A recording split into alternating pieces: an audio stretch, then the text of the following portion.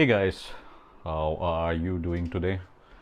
So I haven't slept today at all. I just probably closed my eyes for a few minutes in the morning, and I had an incident in my place where my wife broke her little toe finger on her left leg. So I had to take her to the hospital to get her diagnosed and get the x-rays etc. done today, but I couldn't do it because I was not allowed to charge my vehicle, charge my electric vehicle.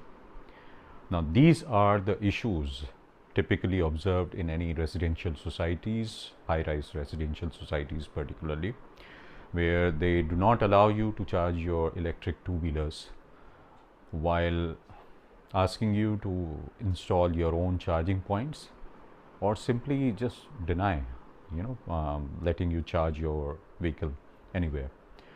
So what I have done is basically I have discussed this with my advocates at Delhi High Court and District Court in Gurgaon, and I'm taking this up with RERA, and also may find some opportunity to discuss with the governing body here. In my society particularly, the governing body keeps changing. They do not stay. Typically every few months or so they change, and we typically don't get the information of who is the current governing body and how do we get in touch with them, and they get selected instead of elected. So that's another issue. And because of that, what is happening is basically few residents in my society, few respected residents in my society are raising these flags why a vehicle is going upstairs, and if he is allowed to take his vehicle upstairs, of course not bothering that it's an electric vehicle, other than probably fear mongering, based on electric vehicles etc. So other than that, they are actually least bothered about the problems which they face because of me charging the vehicle upstairs, because of course there is absolutely no problem they face as such. What they are bothered is basically why I am taking a vehicle upstairs, and if I am doing it, they should be allowed to take their buffaloes or a Royal Enfield bike, like it's some super bike or something, whatever, or anything. Basically, they simply argue this way, that if I am allowed to take my electric vehicle upstairs, which is an electric two-wheeler, in a service lift which supports capacity up to 1 ton or so, it's a service lift. It is supposed to carry weight, and the weight of an electric vehicle, electric two-wheeler, is about the weight of one individual divided into half on each of the wheels typically. So yeah, I don't understand what they think or do, and why do they choose to harass fellow resident instead of bothering about the compelling issues, very grave issues in the society. They prefer harassing fellow individuals, fellow residents, probably because they are tenants. They are not owners in the society, so they shouldn't have any say. Now here, since I represent EV community, and I do have this responsibility of changing these perspective and perceptions, whether I am a tenant or a owner in a society, shouldn't matter. Now the issue is they keep on harassing. Since past 3 days I am not able to charge my vehicle. The vehicle is completely out of network since past 3 days. Apparently I think there is some important update which has come, and most of the updates from Ola gets pushed without any notification or something, and you need to be connected so that the vehicle sends critical updates about it to Ola. So any critical updates, including temporary alert or something, they needs to go to Ola for them to act upon them. Those critical updates may include something related to some critical or severe issues with the batteries or the controllers or anything. So when the vehicle is sitting without any network in a basement, which can also attract rat infestation, what happened once already. One rat had come inside our flat, most probably from the vehicle, and it has also caused damage to one of the doors and its skirting, which was also shared with the maintenance team here, with no action, of course, with no action taken by them. So I'm finally doing this video because I am being harassed since past 1 year now.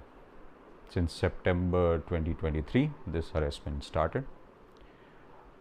They were threatening me earlier that they will not allow my vehicle to, basically travel upstairs, or even threatening to file a police complaint.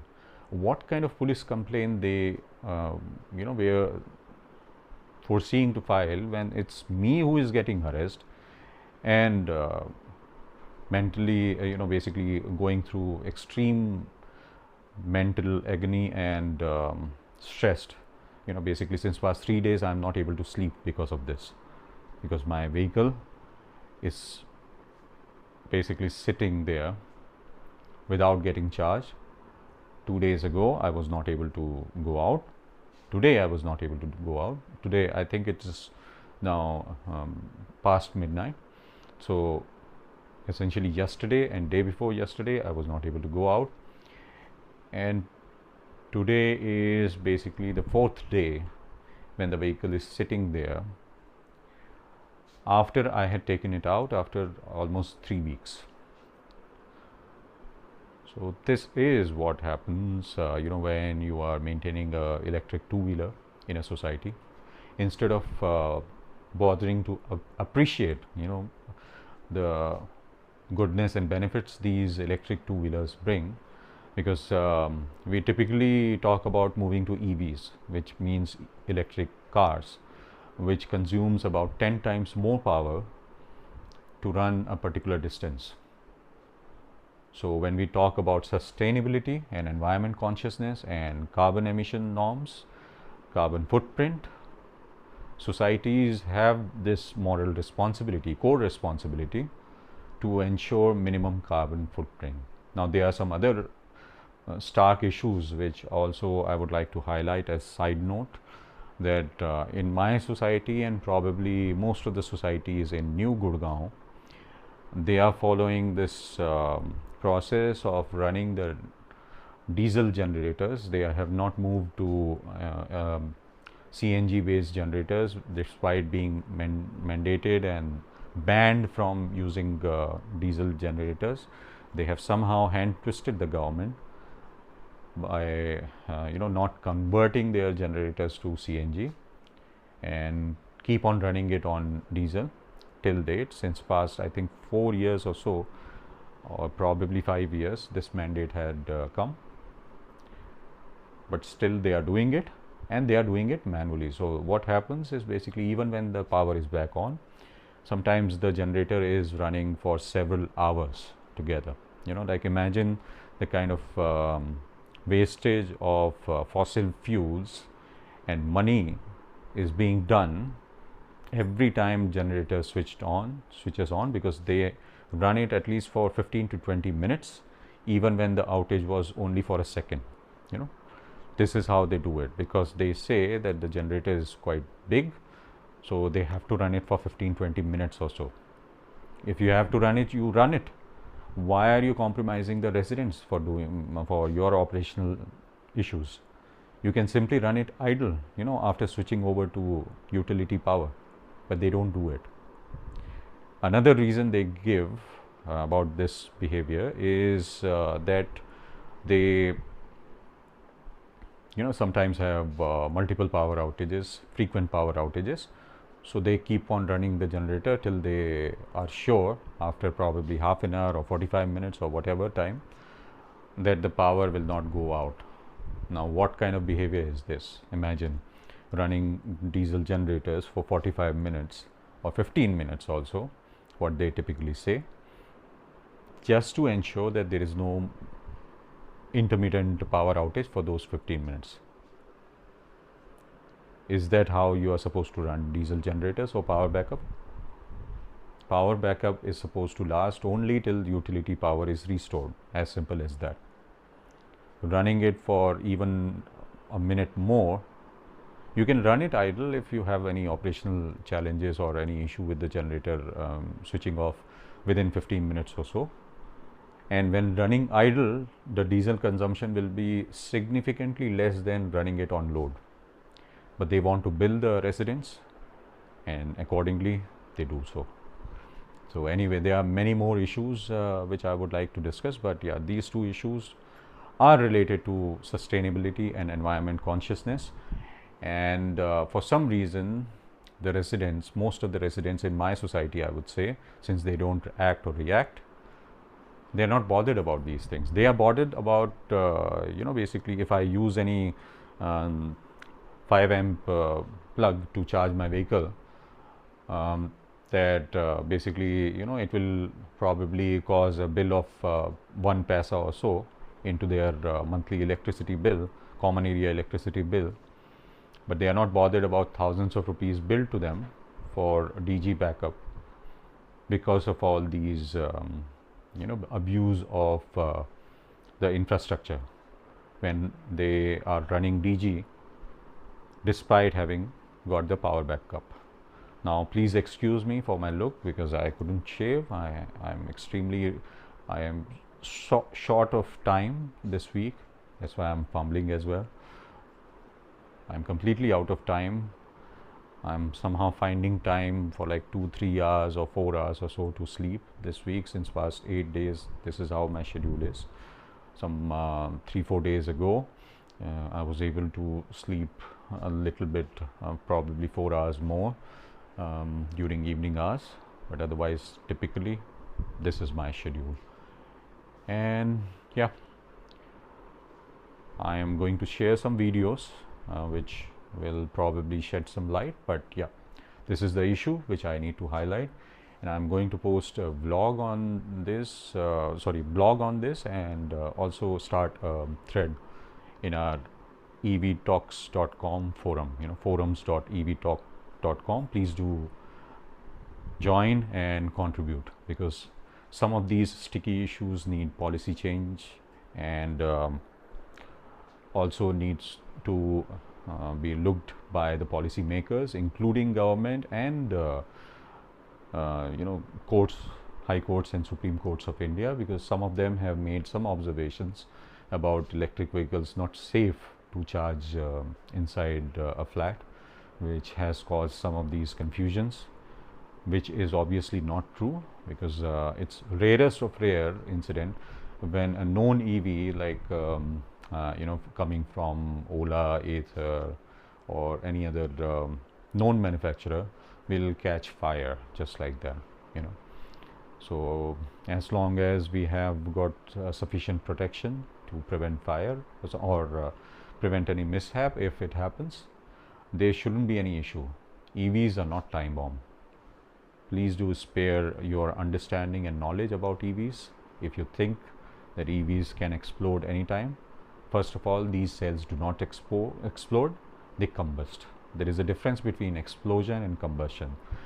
Explosion means, what happens, what we typically watch in a movie, a car exploding after an accident or something.